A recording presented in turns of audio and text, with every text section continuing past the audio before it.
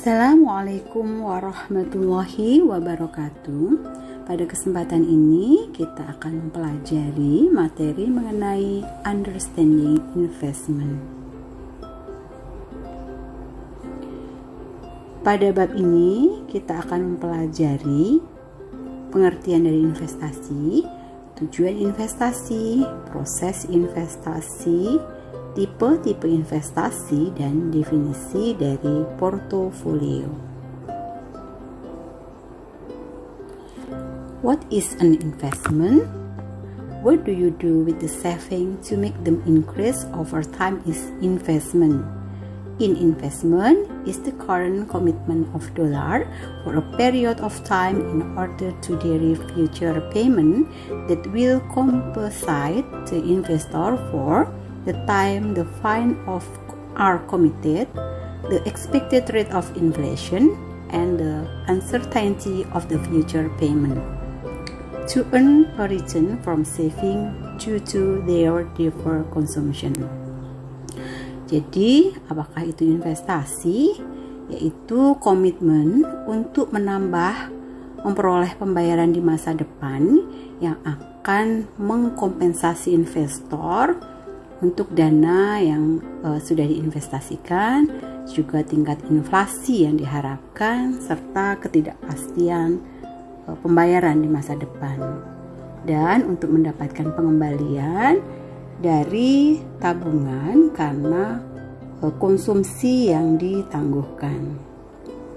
Jadi secara sederhana dapat kita definisikan bahwa investasi adalah setiap tindakan untuk menunda penggunaan dana untuk konsumsi pada saat ini ke masa yang akan datang untuk memperoleh peningkatan kesejahteraan atau kekayaan dalam ukuran uang ya.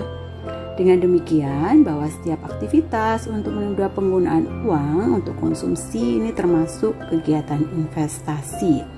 Misalnya menempatkan pendapatan atau gaji yang kita peroleh dalam tabungan, ini juga merupakan tindakan investasi. Kemudian siapa saja yang dapat melakukan investasi ini? Bukan orang-orang atau individu yang memiliki kelebihan dana saja yang dapat berinvestasi, tapi termasuk pula semua orang yang mau menunda penggunaan uang untuk konsumsi pada hari ini, kemudian dikonsumsikan pada masa yang akan datang. Kemudian financial institution and market. Financial institution, an intermediary that channel the saving of individual business and government into loan or investment. Financial market, forum in which supplier of fund and demanders of fund can transact business directly. Jadi lembaga keuangan ini itu perantara yang menyalurkan simpanan baik bisnis individu maupun pemerintah ke dalam pinjaman atau investasi. Dan pasar keuangan ini merupakan forum di mana pemasok dana dan sumber dana dapat bertransaksi bisnis secara langsung.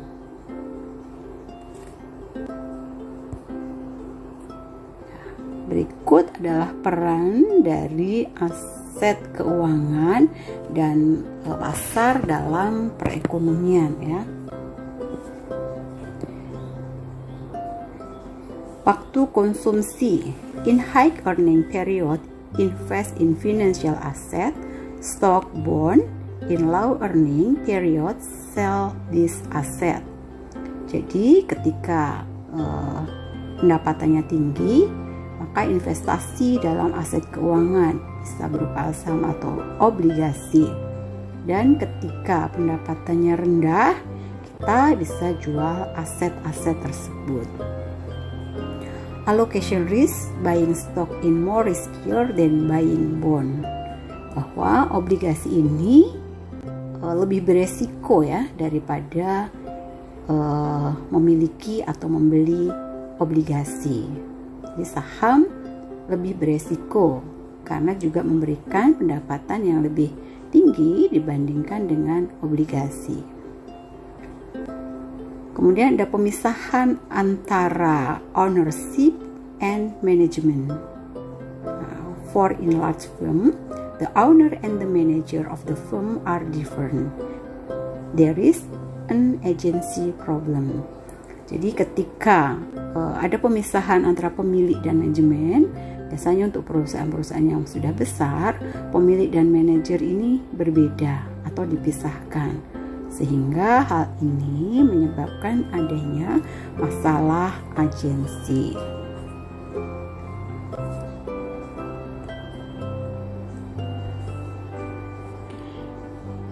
Investasi dapat dilakukan dalam dua bentuk, yaitu investasi pada financial asset dan investasi pada non-financial asset. Investasi pada aktiva-aktiva pembiayaan atau financial asset ini yaitu investasi pada sejumlah sekuritas atau surat berharga, misalnya pasar uang, obligasi, saham, reksadana, ataupun mata uang asing.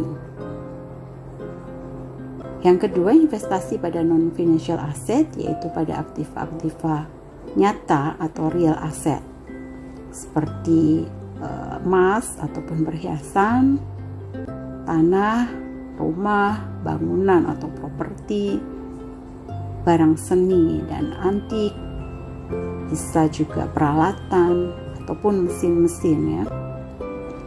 Analisis dan pembahasan yang akan didiskusikan nantinya ini lebih terarah pada investasi pada aktiva-aktiva pembiayaan ya, atau financial asset, yaitu pada sekuritas-sekuritas yang dapat diniagakan atau marketable security dengan mudah dan dengan biaya transaksi yang rendah pada pasar yang terorganisasi dengan baik dan aman. Selanjutnya, money market and capital market. Money market yaitu a financial relationship created between supplier and demander of a short-term fund. Jadi ini mempertemukan di pasar uang ini antara pemilik dana dan peminjam yang lebih bersifat jangka pendek. Sedangkan capital market, a market that enable supplier and demander of long-term fund to make transaction. Jadi kalau pasar modal ini untuk jangka panjang. Aset pasar uang ini yaitu investasi langsung ini dilakukan bisa di pasar uang. Jadi pasar uang ini berhubungan dengan perbankan.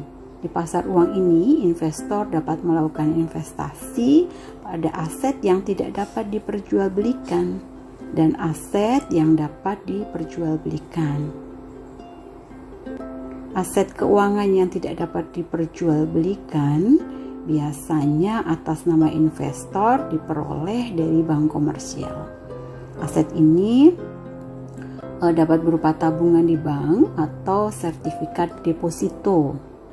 Nah, investor tidak dapat menjualbelikan tabungan dan juga sertifikat deposito atas namanya ke pihak lain. Sedangkan pada aset keuangan ini dapat diperjualbelikan. Nah, biasanya diterbitkan bisa oleh pemerintah, bank sentral, ataupun perusahaan-perusahaan di pasar keuangan. Resikonya kecil dan jatuh tempo pada waktu yang pendek ya, dengan tingkat cair yang tinggi. Sedangkan pada pasar modal atau capital market itu yang diperjualbelikan adalah aspek keuangan yang berupa surat-surat berharga, pendapatan tetap atau fixed income, dan saham-saham atau equity securities. Investment instrument pada money market atau pasar uang, itu ada sertifikat Bank Indonesia, surat berharga pasar uang, call money, commercial paper, repurchase agreement, banker acceptance, promissory notes, dan certificate of deposit. Sedangkan pada capital market atau pasar modal bisa berupa saham, baik common stock maupun saham preferred, obligasi konversi dan juga suku, dan beberapa derivatif seperti bukti right, waran, kontrak berjangka indeks saham, efek beragunan aset, maupun reksadana.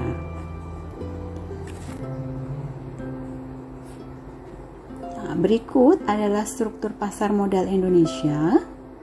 Nah, pada gambar ini paling atas yaitu Otoritas Jasa Keuangan atau OJK. Dalam hal ini yaitu Kementerian Keuangan. Di bawahnya ada Bapepam LK, yaitu Badan Pengawas Pasar Modal Lembaga Keuangan. Itu lembaga yang langsung berada di bawah Kementerian Keuangan yang bertugas membuat peraturan-peraturan sebagai pedoman bagi seluruh peserta pasar modal. Juga mengawasi pelaksanaan peraturan yang telah dibuat dan memberikan sanksi jika terjadi pelanggaran. Sebelah kiri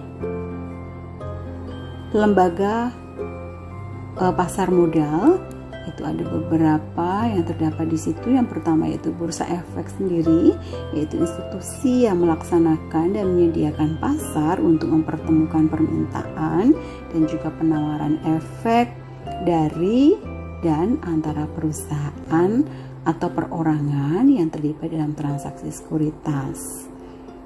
Yang kedua yaitu perusahaan efek adalah pihak yang melakukan kegiatan usaha sebagai penjamin emisi efek, perantara pedagang efek, dan juga manajer investasi. Kemudian ada penasihat investasi. Selanjutnya ada lembaga clearing dan penjaminan LKP, yaitu lembaga yang mendukung kegiatan di pasar modal yang bertindak sebagai lembaga penyimpanan dan penyelesaian. Saat ini LKP di Indonesia yaitu PT Clearing dan Penjaminan Efek Indonesia atau disingkat KPEI.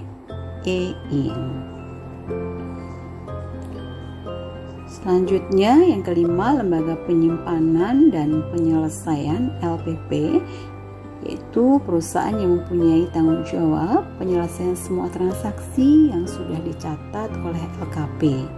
Selanjutnya memberikan jasa tempat penyimpanan efek atau sekuritas. Kemudian di tengah ada lembaga penunjang pasar modal, yaitu institusi-institusi yang menunjukkan berlangsungnya industri pasar modal. Lembaga-lembaga tersebut yaitu yang pertama kustodian, berfungsi memberikan jasa penitipan efek dan harta lainnya yang berkaitan dengan efek, serta jasa lain menerima bunga dividen dan hak-hak lain dalam penyelesaian transaksi efek, serta mewakili pemegang rekening yang menjadi nasabahnya. Kedua, Biro Administrasi Efek atau BAE merupakan institusi penunjang pasar modal yang berperan untuk administrasi efek di pasar perdana dan pada pasar sekunder. Kemudian wali amanat yang merupakan pihak yang dipercaya untuk mewakili kepentingan seluruh pemegang obligasi atau sekuritas utang oleh amanah, juga berperan sebagai pemimpin dalam rapat umum pemegang obligasi atau repo. Kemudian ada pemeringkat efek, yaitu perusahaan swasta yang melakukan pemeringkatan atau ranking atas efek yang bersifat utang obligasi. Nah, ini tujuannya untuk memberikan pendapat mengenai resiko suatu efek utang. Di Indonesia sendiri, lembaga pemeringkat untuk surat utang ada beberapa, yaitu Pevindo, Moody's Indonesia, kemudian PT Kasnik Credit Rating Indonesia. Selanjutnya di bagian profesi penunjang. Profesi penunjang ini adalah lembaga atau perusahaan yang diperlukan sebagai mitra emiten dalam rangka mengadakan penawaran umum pihak-pihak profesi penunjang, yaitu antara lain yang pertama ada akuntan publik yang mempunyai tugas utama untuk melaksanakan audit atas laporan keuangan emiten menurut standar audit yang ditetapkan Ikatan Akuntan Indonesia. Kedua, ada notaris, ini berperan sebagai pembuat akte perubahan anggaran dasar emiten, dan jika diinginkan oleh pihak notaris juga berperan untuk pembuatan perjanjian penjaminan emisi efek. Yang ketiga, ada penilai yang berperan dalam menentukan nilai wajar dari aktiva tetap perusahaan yang bersangkutan ya. Kemudian yang keempat ada konsultan hukum. Nah, ini konsultan hukum bertugas memberikan opini dari aspek hukum, bertugas melaksanakan pemeriksaan atas fakta hukum bahwa emiten yang sedang melaksanakan penawaran umum ini tidak bermasalah dari sisi hukumnya. Yang kelima, profesi lain yang ditetapkan dengan peraturan pemerintah. Itu adalah lembaga yang berada dalam pasar modal Indonesia.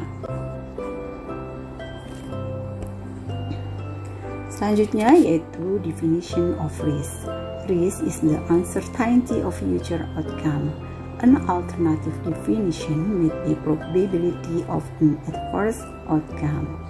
Jadi resiko itu sebenarnya adalah ketidakpastian atas perolehan hasil imbal aktual atau yang kita peroleh atas suatu keputusan investasi, sehingga ini akan terdapat perbedaan antara hasil ekspektasi dengan hasil aktual, expectation and actual.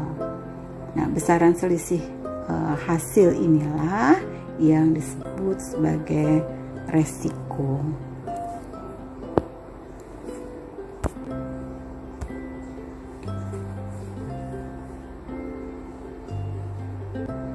Background of assumption. One basic assumption of portfolio theory is that an investor you want to maximize the return from your investment for a given level of risk.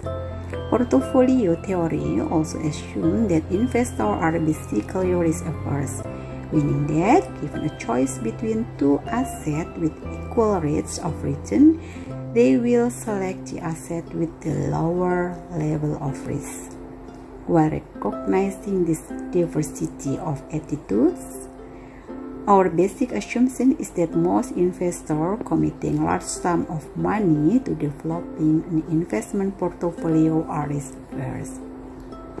Jadi salah satu asumsi dari teori portofolio yaitu bahwa sebagai investor itu pasti ingin memaksimalkan pengembalian dari investasi untuk tingkat resiko yang tertentu. Nah, teori portofolio ini mengasumsikan bahwa investor itu pada dasarnya menghindari resiko. Misalnya ada pilihan dua aset dengan tingkat pengembalian yang sama. Investor ini akan memilih aset dengan tingkat resiko yang pastinya lebih rendah. Nah, asumsi dasarnya bahwa sebagian besar investor yang menginvestasikan uangnya dikembangkan dalam portofolio. Nah, ini tujuannya untuk menghindari resiko ya. Proses manajemen portofolio yaitu seperangkat langkah terintegrasi secara konsisten untuk menciptakan dan memelihara portofolio yang sesuai dengan mengkombinasikan beberapa aset. Nah, tadi tujuannya seperti yang diinginkan investor yaitu menghindari resiko.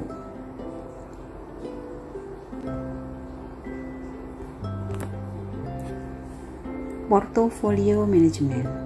The portfolio management process is an integrated set of steps undertaken in a consistent manner to create and maintain an appropriate portfolio or combination of assets to meet investor stage goal.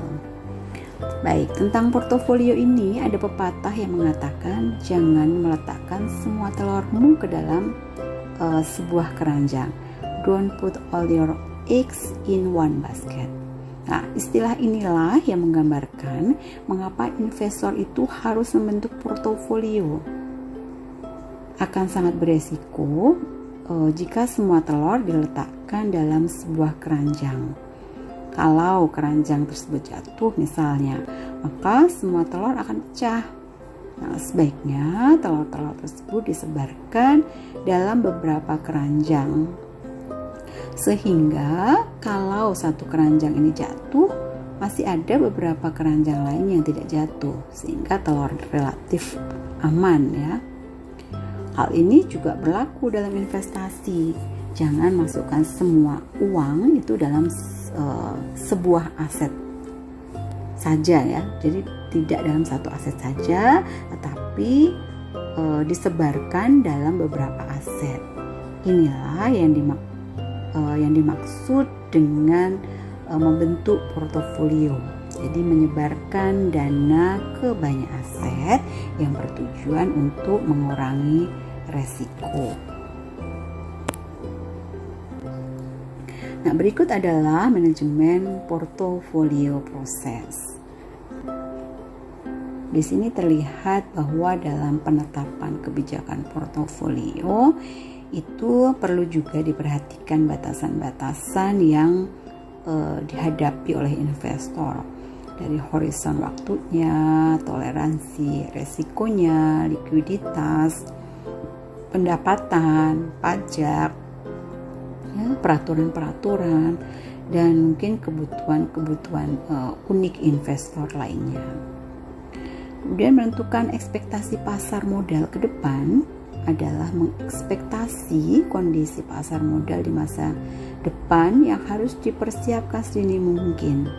Untuk menentukan ekspektasi pasar modal ke depan, ini perlu mempertimbangkan banyak faktor eksternal yang mempengaruhi kinerja pasar modal. Faktor-faktor eksternal ini diantaranya bisa politik, ekonomi, sosial, dan juga sektor industri ya. Kemudian setelah kebijakan strategi portofolio ditetapkan dan ekspektasi pasar modal ke depan juga sudah dipahami, langkah berikutnya yaitu mengeksekusi portofolio. Beberapa tahapan mengeksekusi portofolio ini antara lain yaitu yang pertama alokasi aset dulu. Selanjutnya yaitu optimalisasi dari portofolio, kemudian pemilihan sekuritas, dan terakhir yaitu implementasi dan eksekusi. Nah, perlu juga memilih apakah akan menggunakan konsultan independen atau mutual funds. Setelah portofolio selesai dibuat, dieksekusi, portofolio ini perlu terus dievaluasi dan dimonitoring. Evaluasi monitoring ini penting dilakukan karena kinerja portofolio akan terus berubah sesuai dengan kinerja aset-aset di dalamnya. Hasil dari evaluasi dan monitoring ini perlu digunakan sebagai masukan atau umpan balik untuk rebalance portofolio. Nah, ini juga sama portofolio manajemen prosesnya.